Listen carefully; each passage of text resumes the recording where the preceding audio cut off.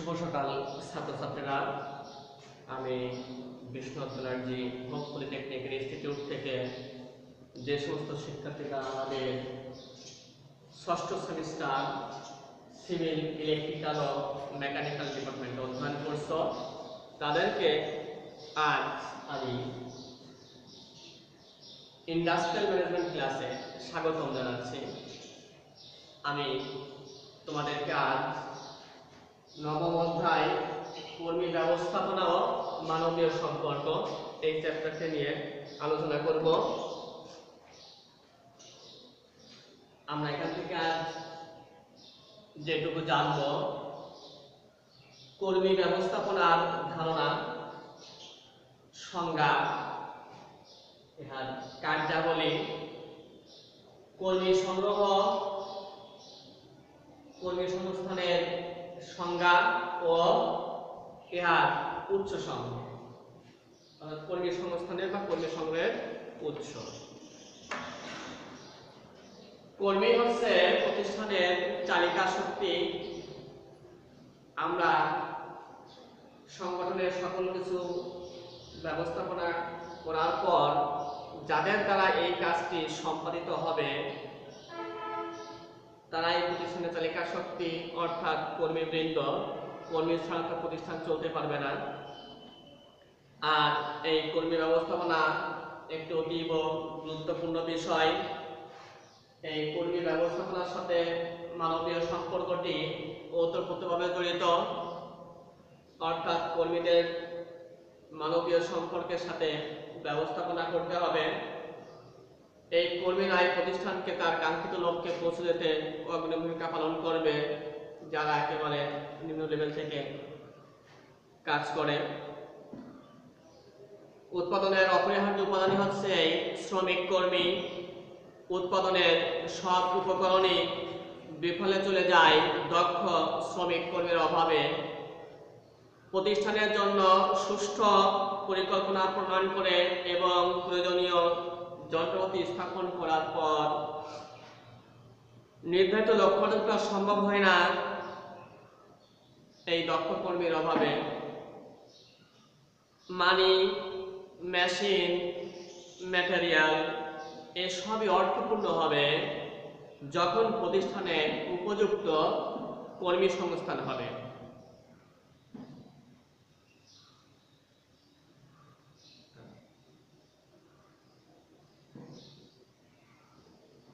কেননা শ্রমিকই প্রতিষ্ঠানের চালিকা শক্তি। এরূপ শ্রমশক্তির আধুনিক নামকরণ হচ্ছে মানব সম্পদ।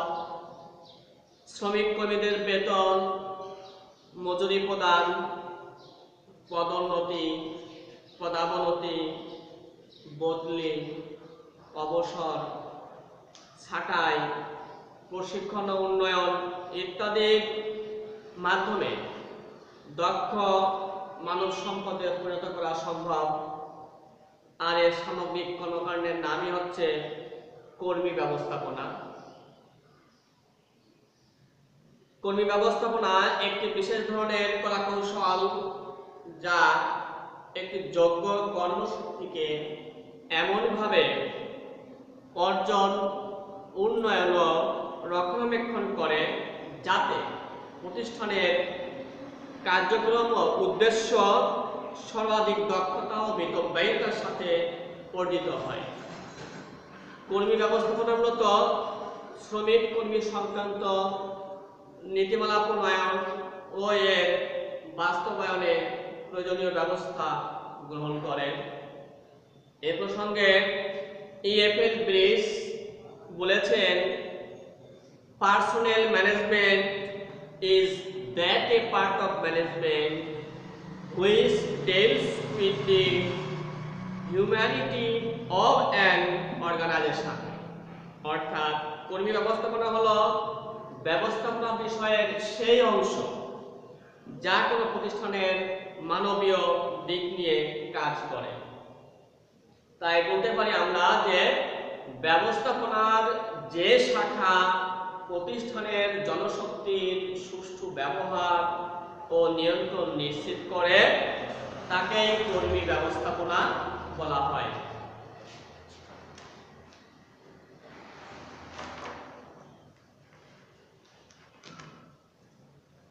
এই কর্মী ব্যবস্থাপনার প্রধান লক্ষ্য হচ্ছে প্রতিষ্ঠানের মূল লক্ষ্য অর্জনে সহায়তা করা, প্রতিষ্ঠানের জন্য একদল দক্ষ কর্মীবৃন্দ সৃষ্টি ও তার বজায় রাখা। এই লক্ষ্যে ব্যবস্থাপনাকে কতিপয় কার্যাদি সম্পাদন করতে হয়, যেমন কর্মী সংক্রান্ত নীতি নির্ধারণ। আমি তোমাদের লিখে দেখাচ্ছি।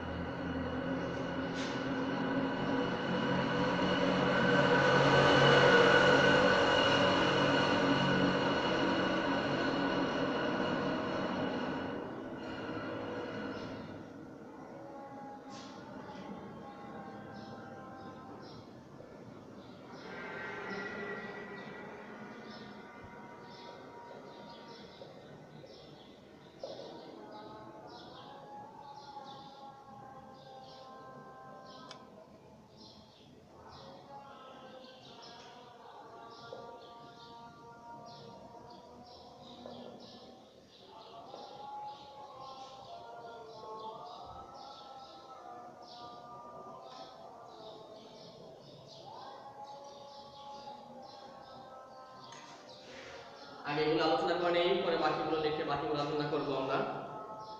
প্রথমে আসি কর্মী সংক্রান্ত নীতি নির্ধারণ। কর্মী ব্যবস্থাপনার প্রথম ও মৌলিক কাজ হচ্ছে এই কর্মী সংক্রান্ত বিভিন্ন নীতি নির্ধারণ করা, অর্থাৎ প্রতিষ্ঠানের সর্বোত্তম কর্মী সংগ্রহ করতে হবে।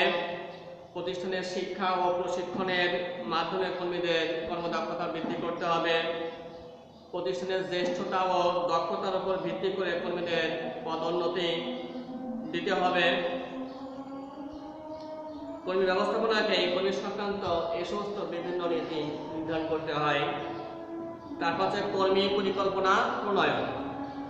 কর্মী পরিকল্পনা হচ্ছে কর্মী ব্যবস্থাপনার প্রারম্ভিক পর্যায়ের কাজ। কর্মী পরিকল্পনা বলতে আগামী দিনে প্রতিষ্ঠানের কোনো ক্ষেত্রে কী ধরনের বা কিরূপ যোগ্যতা সম্পন্ন কতজন কর্মীর প্রয়োজন হবে এবং কিভাবে বা কী উপায়ে সে প্রয়োজন পূরণ করা যাবে প্রভৃতি বিষয় সম্পর্কে পূর্ব থেকে চিন্তা ভাবনা বা পরিকল্পনা রূপরেখাকে বোঝায়। তার পাশে কর্মী সংগ্রহ নাম্বার 3। কর্মী ব্যবস্থাপনার অন্যতম গুরুত্বপূর্ণ কাজ হচ্ছে যোগ্য ও দক্ষ কর্মী সংগ্রহ করা। কর্মী ব্যবস্থাপনাকে প্রতিষ্ঠানের জন্য কর্মীদের প্রয়োজনীয় সংখ্যা নির্ধারণ করতে হয় এবং উক্ত নির্ধারিত কর্মী সংগ্রহের উপযুক্ত উৎস খুঁজে বের করতে হয়। কর্মী সংগ্রহ সাধারণত দুইটা উপায়ে করা যেতে পারে। একটা হচ্ছে প্রতিষ্ঠানের অভ্যন্তর থেকে, আর দুই হচ্ছে প্রতিষ্ঠানের বাহির থেকে, অর্থাৎ বাহ্যিক উৎস থেকে। নাম্বার 4, কার্য বিশ্লেষণ, বর্ণনা বা নির্দিষ্টকরণ। কর্মী ব্যবস্থাপনা প্রতিষ্ঠানে প্রত্যেকটি কার্য বিশ্লেষণ করে প্রতিটি কাজের বা পদের দায়িত্ব কর্তব্য নিরূপণ করে এবং এসব কার্য সম্পাদনের নিমিত্তে কর্মীদের প্রয়োজনীয় যোগ্যতা, দক্ষতা, অভিজ্ঞতা নির্ধারণ করে থাকে।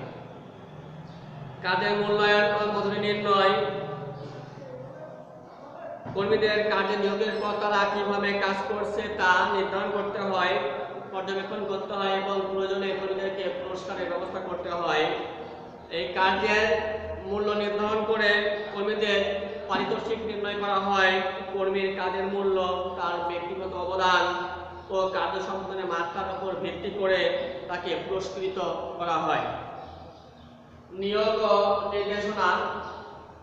নির্বাচিত কর্মীকে যথোপযুক্ত কাজে নিয়োগ করার উপর সাফল্য নির্ভর করে।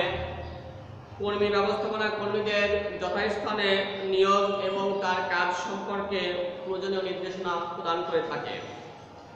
পদোন্নতি ও বদলি। কর্মীদের কাজে অধিকতর উৎসাহী করে তোলা ও কার্যসন্তুষ্টি অর্জনের নিমিত্তে তাদেরকে তাদের যোগ্যতা ও দক্ষতা অনুযায়ী যথাসময়ে পদোন্নতি প্রদান এবং প্রয়োজন বোধে এক বিভাগ থেকে অন্য বিভাগে বদলি করা ব্যবস্থাপনার একটি অন্যতম কাজ।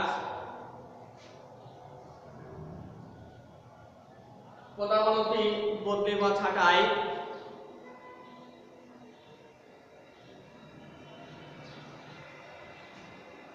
যে ক্ষেত্রে কর্মচারীরা তার উপর ন্যস্ত দায়িত্ব পালনে অনীহা বা গাফিলতি প্রদর্শন করে বা প্রতিষ্ঠানের স্বার্থবিরোধী কার্যকলাপে লিপ্ত হয়, সেক্ষেত্রে কর্মী ব্যবস্থাপনার কাজ হলো সেই তার অবস্থা বা অপরাধের মাত্রানুসারে তার পদোন্নতি বা বরখাস্তের মতন শাস্তিমূলক ব্যবস্থা গ্রহণ করা। অনেক সময় প্রতিষ্ঠানের স্বার্থে কর্মী ছাঁটাইয়ের প্রয়োজন দেখা দিতে পারে। কাজের সময়ও শর্তাবলী নির্ধারণ। শ্রমিক কর্মীদের কাজের সময় ও প্রয়োজনীয় শর্তাবলী নির্ধারণ কর্মী ব্যবস্থাপনাকে করতে হয়, অন্যথায় কাজ সুচারুরূপে সম্পাদন করা সম্ভব হয় না। এবার আমরা আসি কর্মী সংস্থানের সংজ্ঞা, অর্থাৎ কিভাবে কর্মী সংস্থান করতে হবে। সাধারণভাবে কর্মী সংস্থান বলতে প্রতিষ্ঠানের জন্য উপযুক্ত কর্মী জোগাড় করাকে বোঝায়। প্রতিষ্ঠানের প্রয়োজন অনুযায়ী কর্মী নিয়োগ ও যথাযথ দায়িত্ব বন্টনের সাথেই কর্মী সংস্থান জড়িত। কর্মী সংগ্রহ, সংগৃহীত কর্মীদেরকে যাচাই বাছাই, নির্বাচন, নিয়োগ, পদায়ন, পদোন্নতি, প্রশিক্ষণ, পদোন্নতি এসবই কর্মী সংস্থানের অন্তর্ভুক্ত। সুতরাং বলা যায় যে কর্মী সংস্থান ব্যবস্থাপনা সেই প্রক্রিয়া যেখানে মানব সম্পদ পরিকল্পনা করা হয়, সংগঠনের প্রতিটি স্তরে প্রয়োজনীয় সংখ্যক কর্মী সংগ্রহ করা হয়, তাদের লিখিত ও মৌখিক পরীক্ষার মাধ্যমে যাচাই বাছাই করে যোগ্য কর্মী নির্বাচন করা হয়, নিয়োগ ও পদায়ন করা হয়, পদোন্নতি, বদলি, অবসর, ছাঁটাই ইত্যাদি কাজ সম্পন্ন করা হয় এই কর্মী সংস্থানের মাধ্যমে।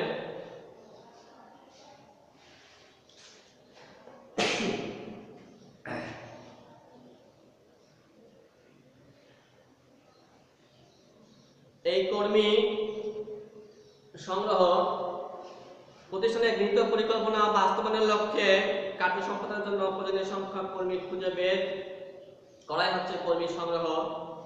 এটি এমন একটি প্রক্রিয়া যার মাধ্যমে উপযুক্ত কর্মী বিভিন্ন উৎস থেকে খুঁজে বের করা হয় এবং তাদেরকে প্রতিষ্ঠানে চাকরির আবেদন করতে উৎসাহিত করা হয়।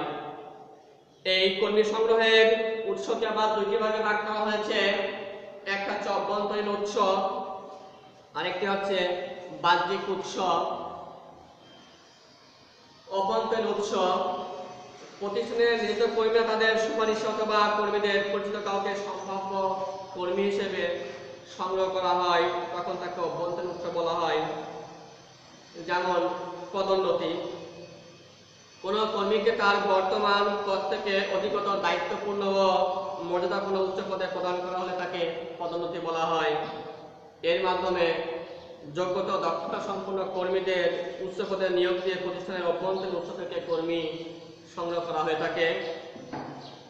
কর্মরত কর্মীদের সুপারিশ, প্রতিষ্ঠানের কর্মরত কর্মীদের সুপারিশের ভিত্তিতে তাদের পরিচিত বন্ধু বান্ধব বা আত্মীয় স্বজনদের শূন্য ও সৃষ্ট পদে নিয়োগ দেওয়ার একটি প্রচলিত পদ্ধতি। এতে করে নিয়োগ ব্যয় ও সময় দুটোই কম লাগে। বিভাগীয় সুপারিশ, কর্মরত কর্মীদের সুপারিশের মতো বিভাগীয় প্রধান বা সমগ্র বিভাগ থেকে বিদ্যমান কোনো কর্মী নিয়োগের জন্য সুপারিশ করা হতে পারে। তাছাড়াও বদলি, পদাবনতি, শ্রমিক সংঘের সুপারিশ বা পরিচালনা পর্ষদের সুপারিশ, যেমন প্রতিষ্ঠানের পরিচালনা পর্ষদের হাতে থাকে প্রশাসনিক কর্তৃত্ব, তাই এদের সুপারিশেও কর্মী নিয়োগ হয়ে থাকে। এই দুটো ছিল মোটামুটি অভ্যন্তরীণ উৎস। এবার আমরা আসি বাহ্যিক উৎস। বাহ্যিক উৎস বলতে প্রতিষ্ঠানের বাইরে থেকে যে কর্মী সংগ্রহ হচ্ছে বাহ্যিক উৎস। এই উৎস দুই ধরনের, একটা হচ্ছে প্রাতিষ্ঠানিক উৎস, একটা হচ্ছে অপ্রাতিষ্ঠানিক উৎস। প্রাতিষ্ঠানিক উৎস যেমন শিক্ষা প্রতিষ্ঠান, বিভিন্ন শিক্ষা প্রতিষ্ঠান, স্কুল, কলেজ বা ইউনিভার্সিটির গেটে নোটিশ বোর্ডে এই প্রতিষ্ঠানের চাকরির বিজ্ঞপ্তি প্রদান করে কর্মী সংগ্রহ করা হয়। আবার কিছু বৃত্তিমূলক প্রশিক্ষণ কেন্দ্র, সরকারি বেসরকারি বিভিন্ন কারিগরি প্রশিক্ষণ কেন্দ্র রয়েছে, এখান থেকেও যোগ্য দক্ষ কর্মী পাওয়া যায়। চাকরি বিনিময় সংস্থা, চাকরি বিনিয়োগ কেন্দ্র হচ্ছে সেই সংস্থা যা সরকারি বা বেসরকারি উদ্যোগে প্রতিষ্ঠিত হয় এবং তাদের কাছে বিভিন্ন যোগ্যতা সম্পন্ন প্রার্থীদের তালিকা থাকে, সেখান থেকেও সংগ্রহ করা হয়ে থাকে। তারপরে জব ফেয়ার বা চাকরি মেলা করে বর্তমানে কর্মী সংগ্রহের আধুনিক ও জনপ্রিয় বেশ কিছু উৎস হচ্ছে চাকরি মেলা। তোমরা জানো যে আমাদের প্রতিষ্ঠানও এই প্রত্যেক বছর জব ফেয়ার করে থাকে। এবার আসি অপ্রাতিষ্ঠানিক উদ্দেশ্য। যেমন বিজ্ঞাপন, কর্মী সংগ্রহের অপ্রাতিষ্ঠানিক উৎস অন্যতম হচ্ছে বিজ্ঞাপন। চাকরিদাতা প্রতিষ্ঠান কর্মী সংগ্রহের প্রয়োজন হলে পদের নাম, কাম্য যোগ্যতা, বয়স, অভিজ্ঞতা প্রভৃতি উল্লেখ করে নির্দিষ্ট সময়ের মধ্যে যোগ্য প্রার্থীদের আবেদন করার জন্য বিজ্ঞাপন দেয়। এরপর যাচাই বাছাই করে প্রয়োজনীয় সংখ্যক কর্মী সংগ্রহ করা হয়। চাকরি সন্ধানী, আধুনিক যুগে চাকরি প্রার্থীরা নিজ উদ্যোগে তাদের জীবন বৃত্তান্ত সহ চাকরির আবেদনপত্র বিভিন্ন প্রতিষ্ঠানে জমা দিয়ে থাকে। এখান থেকেও প্রয়োজনীয় সংখ্যক কর্মী সংগ্রহ হয়ে থাকে। ইন্টারনেট, বর্তমানে কর্মী সংগ্রহের একটি সর্বাধিক অপ্রাতিষ্ঠানিক উৎস হচ্ছে ইন্টারনেট। এই ইন্টারনেটের মাধ্যমে প্রতিষ্ঠানের প্রয়োজনীয় সংখ্যক কর্মীর বিজ্ঞপ্তি দেওয়া হয়, তাতে অনেকে আবেদন করে। সেখান থেকে অনলাইন ইন্টারভিউর মাধ্যমে যাচাই বাছাই করেও আমরা এই নিয়োগ প্রক্রিয়া সম্পন্ন করতে পারি। এছাড়া বাহ্যিক উৎস হিসাবে নিয়োগের জন্য কারখানা গেটে শূন্যপদের তালিকার জন্য লিফলেট প্রদান ইত্যাদি প্রক্রিয়া আমাদের অন্তর্ভুক্ত হয়ে থাকে। এই ছিল মোটামুটি কর্মী সংগ্রহের একটি প্রক্রিয়া। তোমরা আজকে না জানতে পারলে যে কর্মী ব্যবস্থাপনা কি, তার সংজ্ঞা, কার্যাবলী, কর্মী সংগঠনের সংজ্ঞা, উৎস, কর্মী সংগ্রহের উৎস, এগুলি আমরা আজকে জানলাম। তোমরা বাসায় একটু ভালো করে দেখবে, বারবার দেখবে, কোথাও সমস্যা নেই আমাদেরকে ফোন দিয়ে জেনে নিবে। তাহলে ধন্যবাদ, সকলে ভালো থাকো, সুস্থ থাকো, এই কামনা করি।